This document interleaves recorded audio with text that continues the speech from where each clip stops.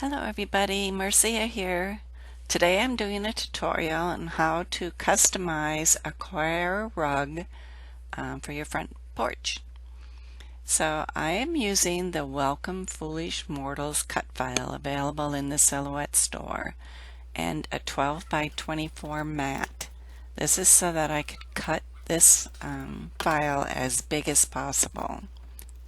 I also altered the cut file just a little bit.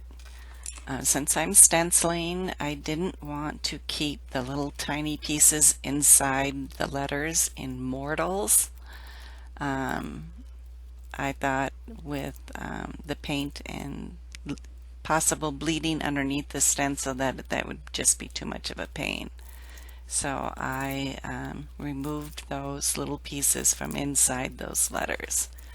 So now that I'm done weeding the unwanted pieces away, I'm going to transfer this to my rug.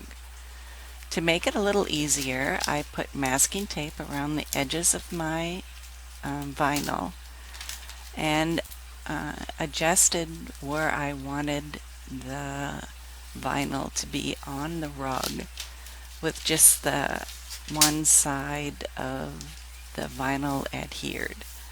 I found this much easier. I also put transfer tape to keep the little pieces of my cut file together so I wouldn't lose those little pieces. So now I'm removing the transfer tape and leaving those little pieces on the rug. Now the vinyl doesn't stick to the coir rugs very easily because the rugs are so coarse. So you need to be very careful that some of these smaller pieces might move around on you a little bit.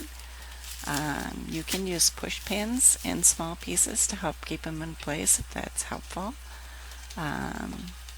Or just be extremely careful. So I'm removing the second piece of transfer tape I had on here to keep my O's and the inside of my R and A here too intact.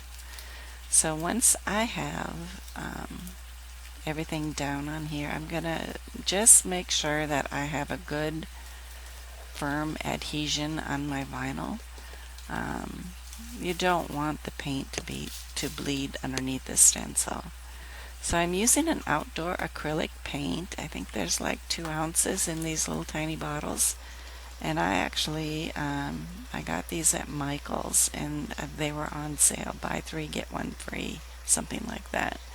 So I bought 4 bottles. I didn't know how much it would take me to do this, but I ended up doing 4 coats and it did take me 3 bottles. Now when you use a stencil, you want to make sure you go in an up and down motion. You don't want to brush side to side.